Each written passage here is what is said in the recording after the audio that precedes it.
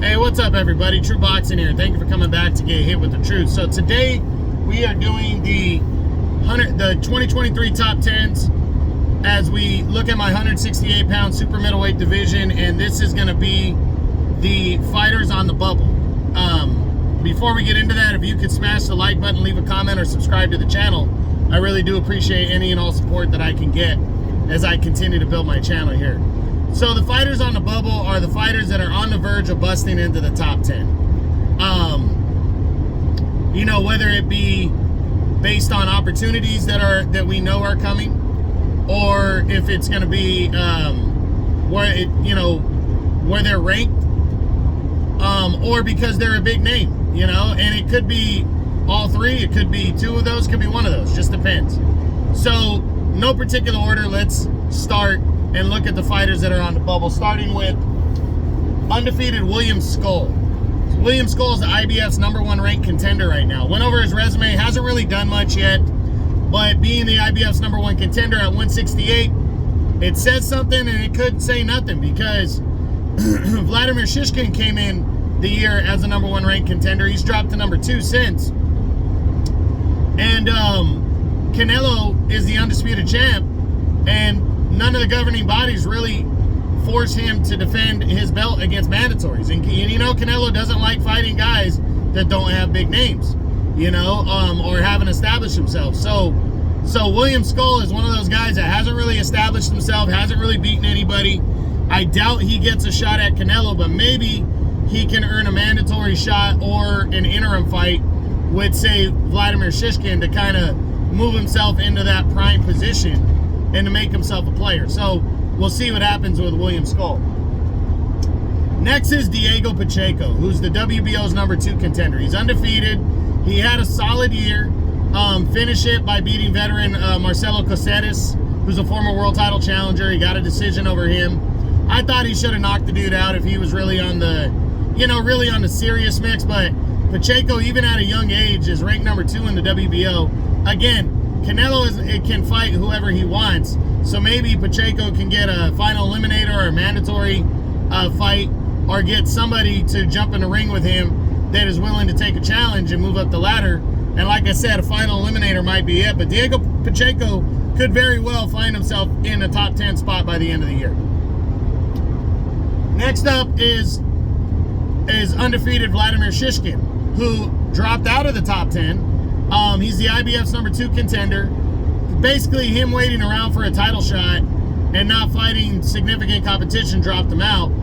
I'm hoping that Shishkin steps it up this year and maybe takes a shot at David Morrell or Caleb Plant or David Benavidez if that fight's available, say in May, ahead of a Canelo fight for Benavidez, because I want to see how good Shishkin really is. And I really don't think, even with the IBF's #2 spot, he's going to get a serious shot at a world title. So he might as well just, take a chance against one of these other solid fighters, in the division, and see what he can do, especially in the PBC, because he's a PBC guy. And I think he can get a fight like that. So we'll see. We'll see what kind of year he has, but he could definitely bounce back in to the top 10 by the end of the year. Next is Canadian Eric Bazinian, who's the WBA #2, the WBO and WBC's #3 contender. So he's highly ranked in 3 of the 4 governing bodies, but he's not a big name. So again, Canelo is not going to sign on to fight a big a guy that's not a big name, but he might want to take a chance against another guy who's, highly rated, to try to get some kind of a final eliminator, or being highly ranked in the WBA and undefeated, maybe he wants to take the chance against David Morrell, who's a WBA regular champion. The 154-pound title is one of only 2 168 is one of only 2 divisions that still has the regular belt. So Morrell, we know there's no time soon that Canelo's going to have to fight the WBA regular champ, because the WBA is just not going to force Canelo to do that. They're not going to force Canelo to consolidate with Morrell.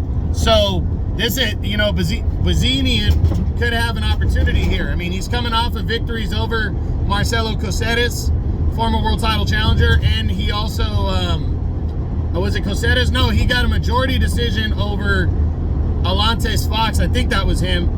And then he knocked out Ronald Ellis. That's right. He knocked out Ronald Ellis Jr.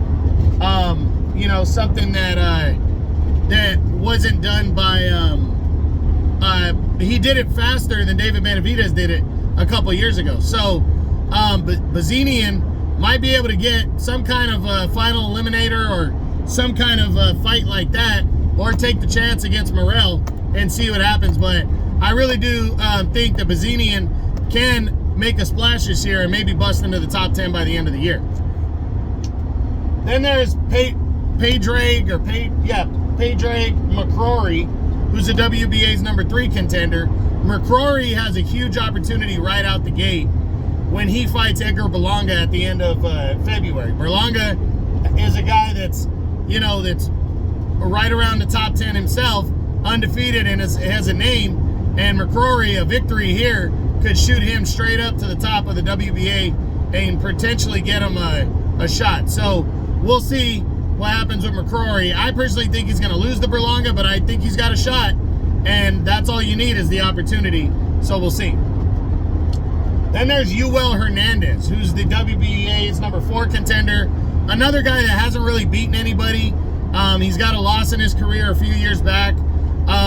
You know, another guy that just, I could potentially see him fighting Morrell next, since he's ranked high in the WBA. I think Morrell could take a chance and take him on, and, you know, he could be one of those guys that gets that opportunity. So we'll see what happens. Final eliminator, possibly a Morrell fight. We'll see. Then there's Rohan Murdoch, who is also getting a big opportunity this year when he takes on, actually this weekend, tomorrow, he is taking on,